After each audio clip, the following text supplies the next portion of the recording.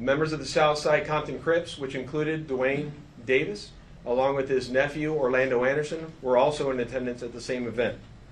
As both were leaving the fight, members of Death Row Records spotted Orlando Anderson near an elevator bank inside the MGM, and at that time they began to kick and punch him near that elevator bank. I will now show you hotel security footage, as many of you have already seen, related to this incident. And on this incident, you will see Tupac Shakur, who's wearing a shiny satiny shirt, along with Marion Suge Knight, who's a large man in a brown suit, punching and kicking Orlando Anderson. Lower your phone. Following this incident, you'll see hotel security intervene, and then they will leave the area of the fight.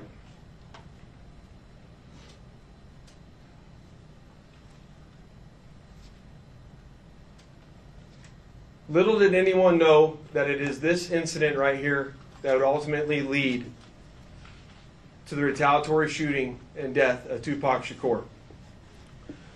Following this incident, Tupac and Suge Knight both left the MGM to make their way to a post-fight party, which was to occur at a local nightclub.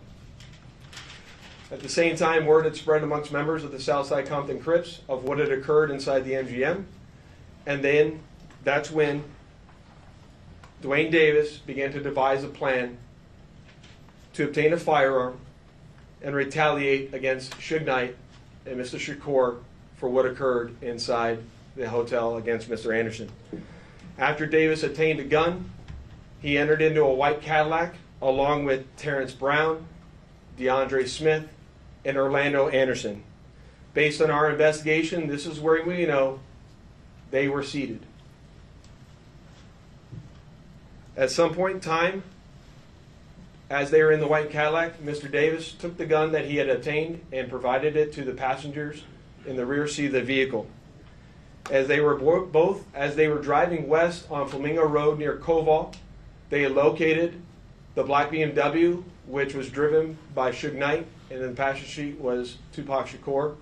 And as they turned around, they pulled up near the passenger side of that vehicle and immediately began shooting at Mr. Knight and Mr. Shakur.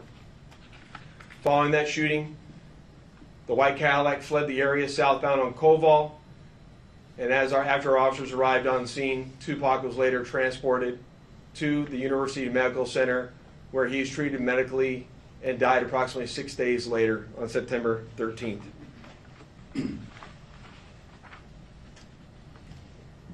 My homicide section handled this investigation from its onset and for a short amount of time. And within a short amount of time, what we knew was that we were working a gang investigation where our victims, our witnesses, and our suspects were all from Southern California and not local to Las Vegas. Within the first few months of the investigation, our detectives knew most of the information I just briefed you on. However, we never had the necessary evidence to bring this case forward and present it for criminal charges.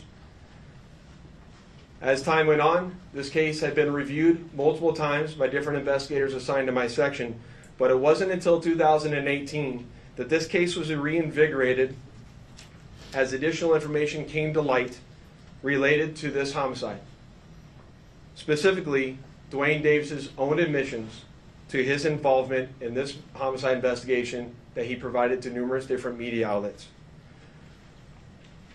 In our section, we knew at this time that this was likely our last time to take a run at this case to successfully solve this case and bring forth a criminal charge. It was at that time that this case was assigned to Cliff Mogg, a detective within my homicide section. And over the last 5 years, my section worked closely, hand in hand with the Clark County District Attorney's Office, and followed a systematic investigative plan over the last 5 years. We've conducted countless interviews and corroborated numerous facts that were not only consistent with the crime scene on the night of the incident, but also corroborated and were consistent with the sequence of events that night. This ultimately led to us procuring a search warrant which was executed at Mr. Davis's residence in Henderson, Nevada. And following the execution of that search warrant, in close coordination with the District Attorney's Office, this case was presented to the grand jury, which ultimately led to Davis being indicted on charges of murder. Before I hand it off to the District Attorney's Office, I would be remiss if I didn't thank Detective Mogg and all the other detectives that were not only assigned this case and reviewed this case, but all the other detectives from other agencies that assisted us in this investigation. They know who they are, and thank you very much for all the assistance you provided. It does not go unnoticed. And lastly, one of the most important things, in my opinion, is that we need to make this be a reminder that the charge of murder does not have a statute of limitations. This agency has been and is invested in solving our cold case homicides so that we can bring closure to those families and justice for those victims of homicide. And with that, I will turn it over to the Clark County District Attorney, Steve Wilson.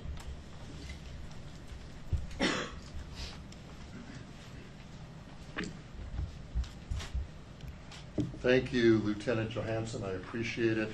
Good afternoon. I am the Las Vegas Clark County District Attorney Steve Wolfson. It has often been said, justice delayed is justice denied.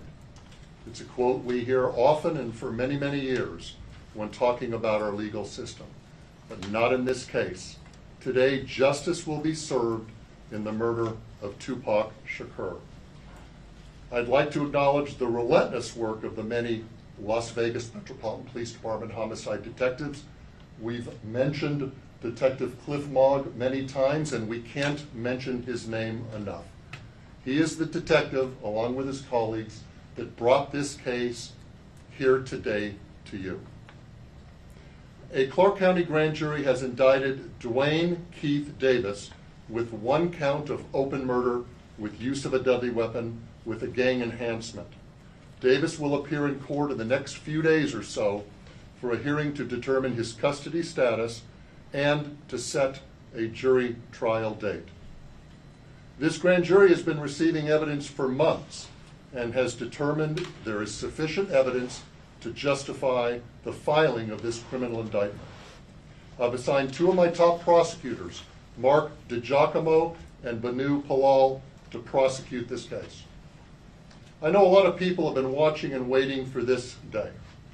Tupac Shakur is a music legend, and for a long time, this community and worldwide have been wanting justice for Tupac. Today, we are taking that first step. Tupac was actually quoted as saying, "Death is not the greatest loss in life. The greatest loss is what dies inside while still alive. Never surrender." Well, we didn't surrender thanks to the great work of the Las Vegas Metropolitan Police Department under the leadership of Sheriff Kevin McMahill, Lieutenant Johansson, retired Detective Cliff Mogg. I am proud to announce the return of this document. This is the indictment we've been waiting almost 3 decades for. It spells out the facts and circumstances and what justifies a Clark County grand jury in returning an indictment. Justice will be served. Thank you.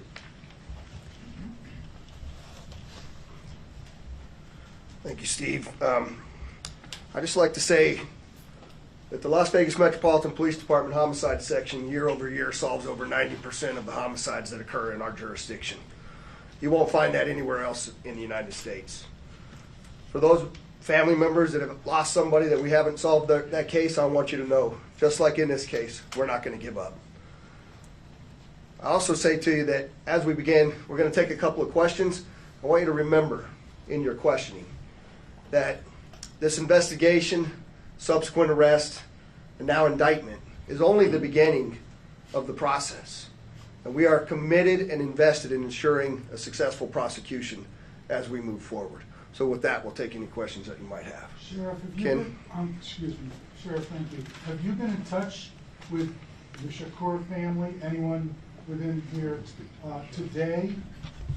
And if so, can you characterize what they told you? The family has reached out to my office, I imagine also to Metro. We've been in communication with them. We understand that they are welcoming this news, they are pleased with this news, and they are certainly aware of the return of this indictment.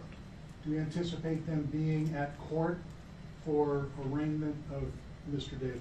I don't think they'll be at the arraignment. I mean, that's a relatively short hearing, but I know that they'll be involved. I know that they'll want to be apprised of what goes on a frequent basis.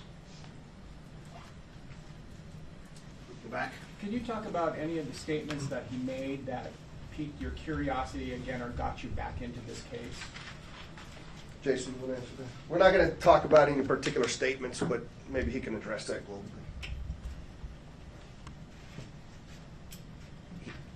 What I'll say is there's lots that's going to come out when it comes time for trial, but he provides his own series of statements that are very consistent with the evidence that we have on the scene that we've obtained through our investigation. I'll leave it at that.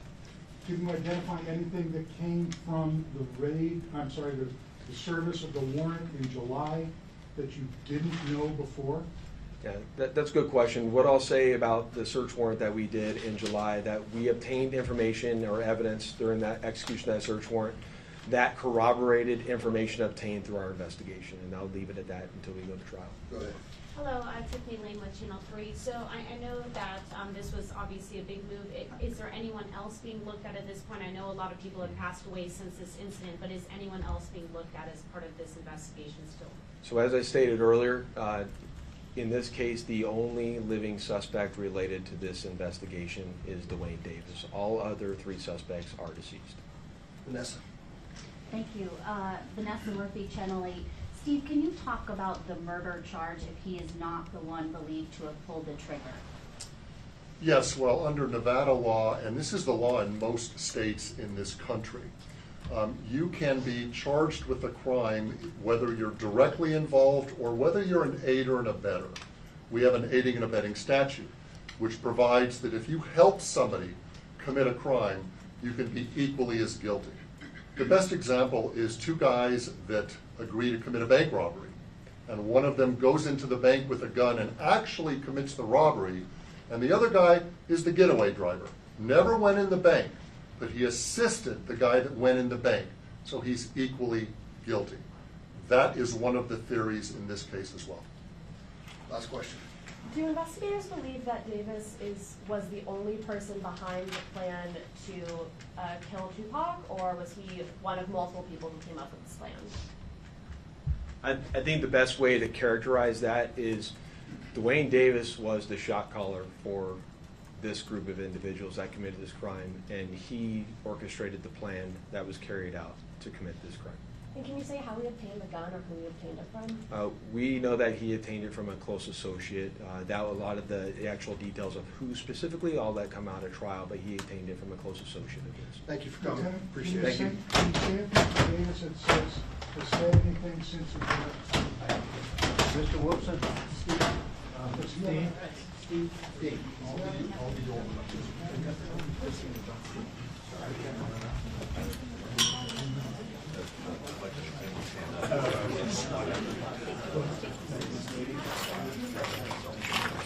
Let me give you my phone number.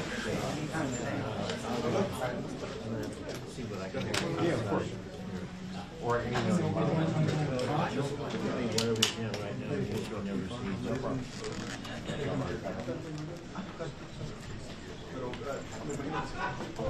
Don't put it on my card. The card.